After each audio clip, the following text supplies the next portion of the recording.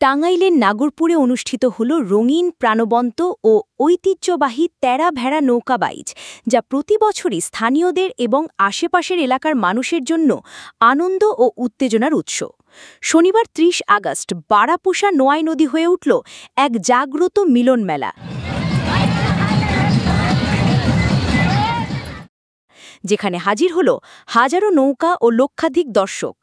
সকাল থেকেই নারী, পুরুষ, শিশু ও বৃদ্ধ সব বয়সের মানুষ নদীর তীরে জমায়েত হন। কেউ ডেঙ্গি নৌকা নিয়ে, কেউ সেলো মেশিন চালিত নৌকা বা ট্রলার নিয়ে, আবার অনেকে গজারি নৌকা, খেলনা নৌকা নিয়ে নৌকা বাইচে অংশ নেন।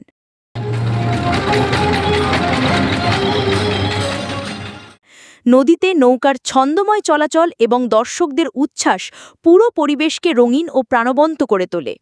নৌকাবাইজের সঙ্গে মিলেমিশে চলে সাংস্কৃতিক আয়োজন, যেখানে দর্শকরা উপভোগ করেন নৃত্য, গান এবং স্থানীয় পারফরম্যান্স।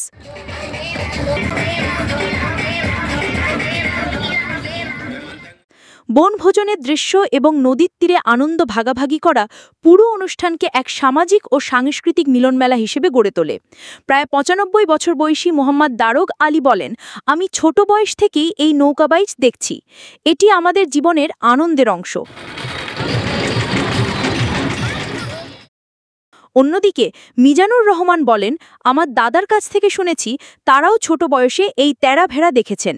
এই অনুষ্ঠানটি আমাদের গ্রামের জীবনের অপরিহার্য আনন্দ।